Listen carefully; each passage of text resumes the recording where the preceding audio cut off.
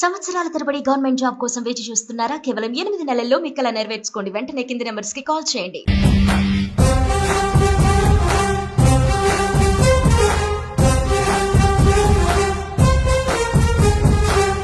మీ కొడుకునే గర్వంగా పంపించారు కదా దేశ సేవకై, ఎందుకు అంత టేస్ట్ పడుతున్నారు? మరి బాగా ఉంటది, టీవీలో చూస్తున్నాం కదా. నా కొడుకు విజయవంతంగా వచ్చినందుకు చాలా సంతోషంగా ఉంది, చాలా గర్వంగా ఉంది.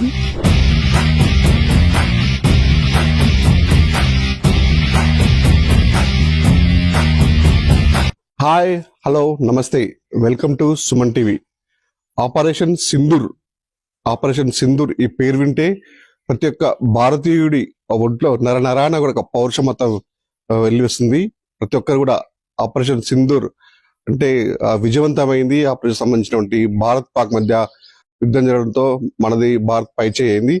దీనికి సంబంధించి ఆ యుద్ధ రణరంగంలో పాల్గొన్నటువంటి మహబూబాబాద్ జిల్లా బయ్యారం మండలంలో ఉన్నటువంటి అజార్ అనే ఒక యువకుడు సైన్యంలో చేరాడు, యుద్ధంలో పాల్గొన్న నేపథ్యంలో అతని అనుభవాలు ఏంటి, అసలు ఆ యుద్ధంలో పాల్గొన్నప్పుడు తనకి ఏమనిపించింది, ఆ యుద్ధం అసలు జరుగుతుందా జరగదా, ప్రతి క్షణం భయంగా చూస్తుంటే ఆ రోజులు ఎలా గడిచాయి అని తెలుసుకునే ప్రయత్నం చేద్దాం. మనతో పాటు జవాన్ అజార్ ఉన్నాడు, అడిగి తెలుసుకునే ప్రయత్నం. ఫస్ట్ ఆఫ్ ఆల్ మీకు నా తరపు నుంచి, మా సుమన్ టీవీ తరపు నుంచి కంగ్రాచులేషన్స్, మీకు సెల్యూట్ చేస్తున్నాం. ఏంటి అసలు ఆపరేషన్ సింధూర్ ఎలా వచ్చింది అసలు? నేను గత 9 సంవత్సరాలుగా నేను ఇండియన్ ఆర్మీలో జాబ్ చేస్తున్నాను సార్. లాస్ట్ 3 years నుంచి నేను జమ్మూ కాశ్మీర్లో పోస్టెడ్గా ఉదంపూర్ సెక్టర్లో చేస్తున్నా. ఉదంపూర్ సెక్టర్ నుంచి 45 kilometers దూరంలో పహల్గాం అనే ఒక చిన్న విలేజ్లో టూరిస్ట్ ప్లేస్ ఉంటుంది. దాని దగ్గరలో ఎలాంటి ఆర్మీ ప్రొటెక్షన్ అన్నది ఉండదు. అలాంటి ప్లేస్లో టెర్రరిస్ట్ అన్నది లోకల్ సపోర్ట్ తోటి అక్కడ అటాక్ అన్నది జరగడం జరిగింది సార్. ఆ విషయం తెలిసి ½ an hour అందరు మేము వెళ్ళేసరికి అక్కడ ఎలాంటి మావోయిస్టులు అన్నది అక్కడ మా దృష్టికి చేరలేదు. ఈ విషయం తెలుసుకున్న పై అధికారులు దీని గురించి చాలా చర్చ జరపడం జరిగింది. దీనికి పేరుగా ఆపరేషన్ సింధూర్ పెట్టడానికి ముఖ్య కారణం, మన లేడీస్కి సింధూరం అంటే బొట్టు, తిలకం తూడ్చేయడం పాకిస్తాన్ చేయడం జరిగింది. దానికి ప్రతికూలంగానే ఈ ఆపరేషన్ సింధూర్ పేరు పెట్టడం చాలా మంచి విషయం. ఆపరేషన్ సింధూర్ పేరు పెట్టిన తర్వాత కంటిన్యూ 22 days నేను ఎల్సీలో ఉదంపూర్ సెక్టర్లో డిప్లాయ్ అవ్వడం జరిగింది. ఆ రోజు పహల్గాం దాడి జరిగిన రోజు మీరు అంటే చుట్టుపక్కల పరిస్థితులు ఉన్నారా మీరు? అక్కడనే దాని పక్క పహల్గాం అటాక్ జరిగిన 45 kilometer డిస్టెన్స్ లో నేను అక్కడనే ప్రెసెంట్ ఉన్నాను సార్. మాకు ఈ విషయం తెలిసిన ఎమ్మటే మేము అక్కడ నుంచి లోకల్ ఎల్లీతో మేము అక్కడ చేరుకునే సమయానికి మీకు ఎవరు సమాచారం నుంచి అక్కడ అటాక్ జరిగింది, మరి అది సిద్ధంగా అని చెప్పేసి మీకు పై అధికారులు ఏమైనా ఇన్స్ట్రక్షన్ ఇచ్చారా మీకు? మా పై అధికారి, మా సుపీరియర్ అఫ్సర్ మాకు ఇంటిమేషన్ చేశారు సార్. మేము special troops trainers as a 9 pairaలో నేను లాస్ట్ 2 years గా స్పెషల్ గా ట్రైనింగ్ చేశాను. సో మా ట్రూప్స్ అనేది 8 members మాకు ఇంటిమేట్ చేసి ఇమీడియట్లీ అక్కడికి వెళ్ళాలన్న ఉద్దేశంతో మేము అక్కడికి ఇమీడియట్ గా చేరుకున్నాం. మీకు ఎలా అనిపించింది పై అధికారులు మీకు ఇన్స్ట్రక్షన్ ఇవ్వడంతో మీరు సిద్ధంగా అండి పహల్గాంకి వెళ్ళాలన్నప్పుడు ఉన్న అక్షరాలు మీకు ఏమనిపించింది సార్? నేను చాలా గర్వపడ్డాను sir. We need to fight for our country, this is the best moment I want to show. ఆ విధంగా నేను ఎమ్మటే ఏం ఆలోచించలేదు. నేను అదే విధంగా వెపన్ తీసుకొని డైరెక్ట్ ఆ ప్రదేశానికి చేరడం జరిగింది సార్. పహల్గాం కు టూరిస్టులు చనిపోయిన 23 మంది చనిపోయిన ప్రదేశం మీరు వెళ్ళారు, అక్కడ చూస్తే సిచ్యువేషన్ సార్ ఎలా ఉంది సార్? అక్కడికి వెళ్ళాక చాలా ఘోరమైన పరిస్థితి సార్. అక్కడ మొత్తం డెడ్ బాడీస్ అన్ని పడి ఉన్నాయి, లేడీస్ అందరూ ఏడుస్తున్నారు. అక్కడ లోకల్ సపోర్ట్ కూడా ఆ టైంకి మాకు చాలా లభించింది. అక్కడ లోకల్స్ అందరూ ఎవరైతే భయపడ్డారో వాళ్ళ లేడీస్ అందరిని ఇంటికి తీసుకెళ్లడం అదంతా జరిగింది. అప్పటిలోపు మేము సర్చ్ ఆపరేషన్ స్క్వాడన్స్ చేసాము, అయినా కానీ ఎలాంటి మాకు ఇంటిమేషన్ అక్కడ దొరకలేదు. అప్పటిలోపే వాళ్ళందరూ అక్కడ నుంచి డిస్ట్రాయ్ అయిపోయారు. పహల్గాం దాడి అనంతరం ఉగ్రవాదులు అక్కడ నుంచి చుట్టుపక్కల ప్రాంతాలకు వెళ్ళినప్పుడు కూడా మీరు సెర్చ్ బృందం కూడా వెళ్ళి ఆపరేషన్ చేశారు అక్కడ? Sir, total 2 స్క్వాడన్స్, inner squadron, out side squadron చేసి 2 స్క్వాడన్స్ పెట్టాము. కానీ వాళ్ళది ఎలాంటి ఆచూకీ దొరకలేదు. అప్పటిలోపే వాళ్ళు అక్కడ నుంచి లోకల్ సపోర్ట్ ద్వారా వేరే ప్రాంతానికి చేరుకున్నారు. మీకు భయం అనిపించలేదా? మనం ప్రత్యక్షంగా యుద్ధంలో దిగుతున్నాము, ఏం జరుగుతుంది అనేది మీకు మనసులో వచ్చింది ఏమని అనిపించింది మీకు? లేదు సార్, నేను గత 2 సంవత్సరాలుగా స్పెషల్ ట్రైనింగ్ దీనికోసమే తీసుకున్నాను. ఇలాంటి రోజు కోసమే నేను వెయిట్ చేస్తున్నాను. ఎప్పుడు నా దేశం కోసం నేను సేవ చేయడానికి నాకు ఇలాంటి అవకాశం దొరుకుద్దా ఆ రోజు, ఇప్పుడు నాకు ఆ కోరిక నెరవేరింది. పహల్గాం దాడి మొదటి నుంచి మొన్నటి వరకు కూడా యుద్ధ యుద్ధమేఘాలు గమ్ముకున్నవి. At the same time Bharat Pak మధ్యలో యుద్ధం కూడా జరిగింది. యుద్ధంలో పాల్గొన్నప్పుడు మీకు అనుభవాలు ఏ విధంగా ఎదురయ్యారు? సార్ యుద్ధం అనేది జరుగుతుంది అనేది మాకు ముందుగా కరెక్ట్ గా ఇంటిమేషన్ అనేది క్లియర్ గా లేదు.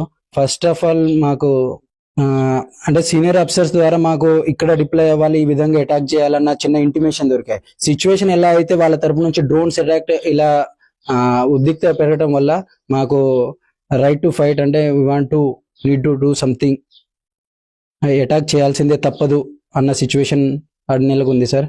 సో నీతో పాటు ఆ యుద్ధంలో పాల్గొన్న మీ కోఆర్డినేషన్స్ కానీ మీ మిత్రులు కానీ వాళ్ళు అంటారా, వాళ్ళందరూ మీరు డిస్కషన్ ఏం చేసుకున్నారు సార్? మనం వెళ్తున్నాం కదా, ఏంటి పరిస్థితి అని.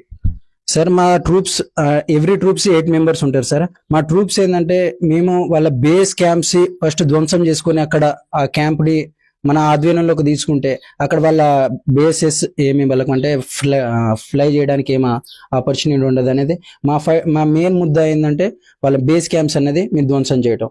లాస్ట్ నైట్ 4 బేస్ క్యాంప్స్ వాళ్ళ డిస్ట్రాయ్ చేసాం. ధ్వంసం చేసే టైంకి 6th ఫైర్ వైలేషన్ అయిపోయింది. అప్పుడు మీకు ఏమనిపించింది? వాళ్ళ బేస్ క్యాంపులు ఫైర్ చేసి ధ్వంసం చేయడం వాళ్ళు చేసినప్పుడు మీకు ఏమనిపించింది? ఒక పౌరుడుగా, ఒక జవాన్ గా, నేనే ఒక భారతీయుడిగా నాకు చాలా గౌరవంగా అనిపించింది సార్. నా దేశానికి నేను ఇంత మంచి సేవ చేయడం నాకు చాలా సంతోషంగా అనిపించింది సార్. యుద్ధం జరుగుతుంది, కొంతమంది జవాన్లు కూడా పాపం దురదృష్టవశాత్తు ప్రాణాలు కోల్పోయారు. మీ ఇంటికా నుంచి యుద్ధం జరుగుతున్నప్పుడు అమ్మ గాని నాన్న గాని ఫోన్లు చేసి ఏం జరుగుతుంది అని యోగక్షేమాలతో చర్చించుకున్నారా? సార్ చాలా సార్లు అమ్మ వాళ్ళు ఫోన్ చేశారు, కానీ నాకు ఏ టైంలో నాకు రెస్పాన్స్ ఇవ్వడానికి వాళ్ళకి టైం దొరకలేదు. నేను వాళ్ళకి ఒకటే విషయం చెప్పాను, నేను క్షేమంగా ఉన్నాను, నాకేం కాదు, నేను తిరిగి వస్తా, మీ పేరు నేను నిలబెడతా అన్న ఒక్కతే విషయంతో నేను వాళ్ళకి చెప్పాను. నేను ఎప్పుడు వాళ్ళకి ఫోన్ చేయటం కానీ, ఎందుకంటే చాలా కాన్ఫిడెన్షియల్ ఫోన్స్ అనేవి ట్రాకింగ్ అవుతున్నాయి. సో నేను ఎప్పుడు వాళ్ళకి కానీ బాబాయ్కి నేను ఎప్పుడు కొంచెం టచ్లో ఉండేటోని అన్న ఇన్ఫర్మేషన్ ఉంటే బాబాయ్కి ఇచ్చేవాడిని. ఆపరేషన్ సింధూర్ విజయవంతమైంది. భారత్ పాక్ యుద్ధంలో భారతదే పై చేయింది. ఇప్పుడు అందరం మళ్ళీ అంటే యుద్ధం ముగించుకుని కూడా మళ్ళీ మీరు స్వగ్రామానికి వచ్చారు. ఏ విధంగా ఉంది ఇక్కడ పరిస్థితి? సార్ నాకు స్వగ్రామంకి వచ్చాక నిన్న స్టేషన్ లో దిగాక కూడా పెద్ద ఘన స్వాగతం పలికారు సార్. నాకు చాలా సంతోషంగా ఉంది. విలేజ్ కి వచ్చాక అందరి response, local people support, friends wishes, everything feeling so happy sir. కానీ ముందు ముందు కూడా మళ్ళీ యుద్ధం జరిగితే మళ్ళీ ఏం చేయబోతున్నారు సార్? దేనికైనా నేను దేశం కోసం ఏం చేయడానికైనా ఎనీ టైం నేను సిద్ధంగా ఉంటాను సార్. నేను చుట్టీలో ఉన్నప్పుడు నాకు రీకాల్ చేసిన వితిన్ 18 hours లో నేను జమ్మూలో రీచ్ అయ్యి నా నెక్స్ట్ ఫర్ ప్రాసెస్ నేను పూర్తి చేశాను సార్. ప్రస్తుతానికి వాళ్ళ తల్లిదండ్రులు ఉన్నారు, వాళ్ళ అమ్మదండ్రులు అన్నమాట. అమ్మకి చెప్పండి, అంటే ఒక దేశ సేవకి దేశం గురించి దగ్గర కొడుకును కన్నారు కదా మీరు, ఏ విధంగా ఫీల్ అవుతుంది? గౌరవంగా ఉంది నాకు. నా కొడుకు అక్కడ పోయినందుకు చాలా గౌరవంగా ఉంది. భారతదేశానికి మేలు చేస్తున్నందుకు చాలా గౌరవంగా ఉంది.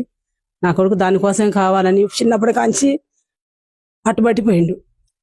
కానీ పోయిన వాళ్ళందరూ చల్లగా ఉండాలని మాకు చాలా సంతోషంగా అనుకున్నాం సార్. మేము నా కొడుకు విజయవంతంగా వచ్చినందుకు చాలా సంతోషంగా ఉంది, చాలా గౌరవంగా ఉంది. నాకు ఈ కొడుకు పుట్టినందుకు చాలా సంతోషం, చాలా బాధగా అనిపించింది సార్. అందరు చచ్చిపోతుంటే ఒక కొడుకు చచ్చిపోయిండు, నా కొడుకు ఏమైందో ఏం కాదు అని బాగా బాధపడ్డా. కానీ పోయిన వాళ్ళందరూ సంతోషంగా వచ్చారు సార్. అదే సంతోషం. నా కొడుకు దేశం కోసమే పుట్టింది సార్. కానీ అందరు చల్లగా ఉండాలి, అందరూ మంచిగా రావాలి, అదే నా సంతోషం సార్. అమ్మ, యుద్ధం జరుగుతున్నప్పుడు నీకు టీవీలలో చూస్తున్నారు, పేపర్లో చూస్తున్నారు, చనిపోతున్నారు, అటు పాక్ సైడ్ కూడా చాలా మంది కూడా మృత్యువాత పడ్డారు అన్నప్పుడు నీ కొడుకుని చూడాలని అనిపించిందా నీకు? అనిపించింది సార్. ఒక అతను చనిపోయినప్పుడు నా కొడుకు కూడా ఇలాగనే అవుతాడా ఏంది, నా కొడుకు దేశం కోసం అన్న ఆగమైపోతాడు అని చాలా భయపడ్డాం సార్. కానీ నా కొడుకు ఫోన్ చేసినప్పుడు నేను మంచిగానే ఉన్నాను, పర్వాలేదు, బాధ ఏం లేదు, నేను తిరిగి వస్తాను, మీరేం టెన్షన్ పడకాకండి అని నా కొడుకు చెప్పిండు సార్. నాకు అదే సంతోషంగా ఉంది. నా కొడుకు చిన్నప్పటి కాంచి కూడా ఆర్మీకి పోవాలని బాగా పట్టుదల పట్టేటోడు. కానీ ఒక్కడే కొడుకు వద్దని నేను చాలా సార్లు ప్రయత్నం చేసినా కూడా నీ దేశం కోసం పోతాను, నాకు ఇష్టం, నాకు ఆర్మీ అంటే అని నా కొడుకు 18 సంవత్సరాలకే పోయింది సార్. పోయినాక కూడా చాలా వరకు సంతోషంగానే ఉంది సార్. కానీ పోయిన వాళ్ళు వచ్చిందాకా భయంగానే ఉంది సార్. వచ్చిందాకా భయంగానే ఉంది. నా కొడుకు ఎట్టొస్తాడో ఏం కాదో. నా కొడుకుతో పాటుగా అందరు పోయిన వాళ్ళు చల్లగా రావాలి, అందరూ మంచిగా ఉండాలి, భార్య పిల్లలు అందరూ ఆగమైపోతారు అని. ఈ చుట్టుపక్కల అంటే యుద్ధం జరుగుతున్నప్పుడు చుట్టుపక్కల ప్రాంత ప్రజలు కానీ మీ చుట్టాలు కానీ యుద్ధం జరుగుతుంది, మన అజార్ ఎట్లున్నాడు ఏంటి అని ఒక టెన్షన్ ఉంటుంది వాళ్ళకి. ఎట్లా అనిపించింది వాళ్ళు ఫోన్ చేసి చెప్తుంటే? ఫోన్ చేసి చెప్తాను సార్. నా కొడుకు పోయిన వాళ్ళు సంతోషంగానే వస్తారు. వాళ్ళని మాత్రం 28 మంది చనిపోయారు అన్నారు కదా సార్. మరి వాళ్ళు చనిపోయినప్పుడు మరి వీళ్ళు యుద్ధం చేయాలి కదా, యుద్ధం చేద్దాని పేరు నా కొడుకు పోయిన వాళ్ళు అందరూ సంతోషంగా వస్తారు, వాళ్ళని పిలుస్తారు.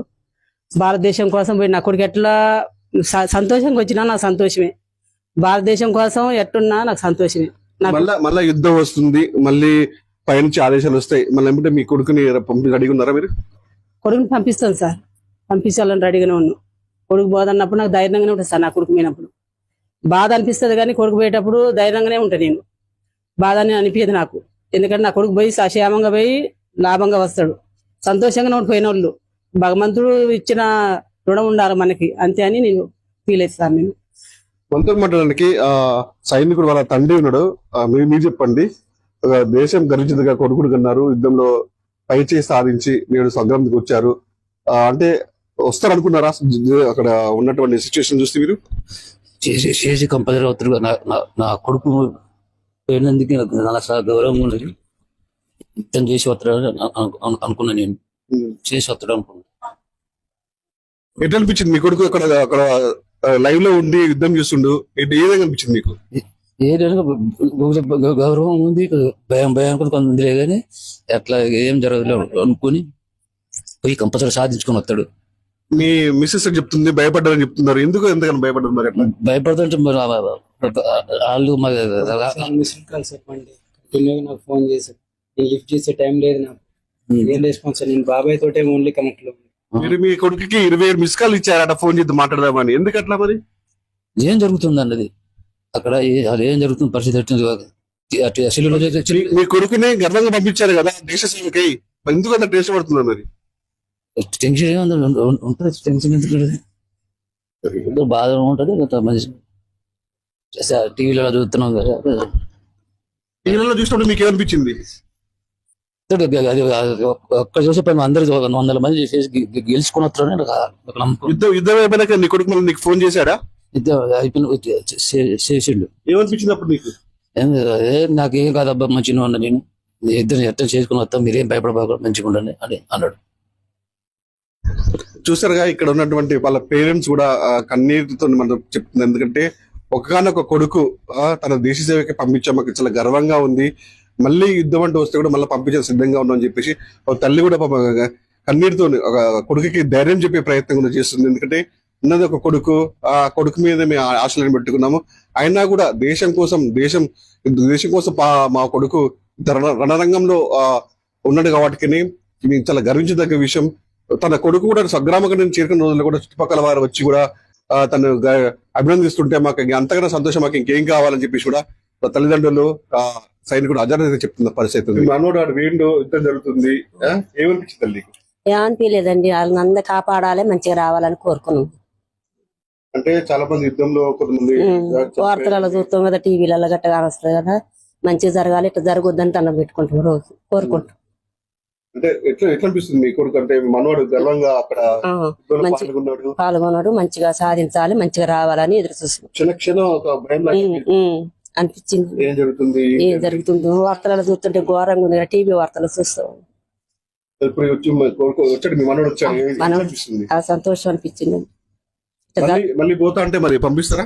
పంపిస్తాం, ఇట్లా జరగొద్దు, మంచిగా ఉండాలి, ఇక జరగనే కూడా చేస్తూ ఉంటారు ఇక పెద్ద పెద్దోళ్ళు, అట్లా ఉండాలి అని అనుకుంటున్నాం. భయం అనిపించింది సార్, మా పిల్లగాడు పోతుంటే మా బాబు నా భయం అనిపించింది. భయం ఎందుకు అనిపించింది? ఎట్లా జరిగిద్దో అనుకునేది కడుపులో. యుద్ధంలో మరి మీ కొడుకు మీ మనోడు పాల్గొన్నాడు కదా, ఎట్లా చూస్తావు? మంచిగా వచ్చిండు మనోడు, గౌరవంగా వచ్చిండు. అంత మంచిగా జరిగింది, మంచిగా విజయంతో పోయేటప్పుడే భయం అనిపించింది సార్, పోయేటప్పుడే భయం అనిపించింది. వార్తలలో చూసాడు, టీవీలలో చూస్తే నీకు ఏమనిపించింది మరి? అట్లా జరుగుతుంది, అట్లా అయిందో అనిపించింది. ఫోన్ చేసి ఇప్పుడు మాట్లాడినా మనవంతో మరి? మాట్లాడలే, వాడు చేస్తుంటే వాడే ఎత్తటం లేదా అన్నదేమో, వాళ్ళు ఏడొచ్చి కనుక్కునేది. ఏం చేస్తాం సార్, అల్లా దయ అనుకున్నాం. నా పేరు షేక్ నాగుల్ మీరా, నేను ఆర్మీ జవాన్ అజార్ కు బాబాయ్ అవుతాను. మాకున్న అన్నదమ్ములలో మా పెద్దన్న కొడుకు అజార్, మనకి చిన్నప్పటి నుంచి ఆర్మీ అన్న పోలీస్ అని చాలా ఇష్టం. తన 18 ఏటనే ఈ జాబ్ సాధించాడు. రీసెంట్ గా ఆపరేషన్ సింధూర్కి వెళ్లే ముందు నన్ను కలిశాడు, చాలా ధైర్యం చెప్పాను, వాడు కూడా చాలా ధైర్యంగా ఉన్నాడు. ఏం కాదు బాబాయ్, అమ్మ బాబుకు ధైర్యం చెప్పు, నువ్వు కూడా నేను ఖచ్చితంగా విజయం సాధించి మన భారతదేశ ఆడపడుచుల సింధూరాన్ని తుడిపేసిన ఉగ్రవాదుల్ని కంపల్సరీ యుద్ధానికి పాల్గొని వస్తాను, విజయం సాధించి వస్తానని గర్వంగా చెప్పాడు. మాకు చాలా సంతోషం అనిపించింది. ఇక లోకల్ వచ్చినా కూడా మన Mahabubabad town CI Devender sir కూడా స్టేషన్ రిసీవ్ చేసుకున్నారు. చాలా ఆనందం అనిపించింది.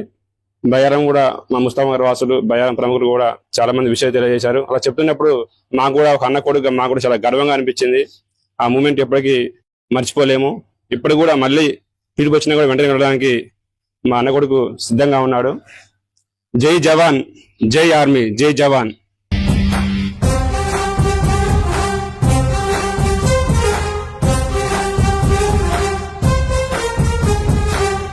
మీ కొడుకునే గర్వంగా పంపించారు కదా దేశ సేవకై, ఎందుకు అంత టేస్ట్ పడుతున్నారు మరి? బాధ ఉంటుంది, మంచి టీవీలో చూస్తున్నాం కదా. నా కొడుకు విజయవంతంగా వచ్చినందుకు చాలా సంతోషంగా ఉంది, చాలా గర్వంగా ఉంది.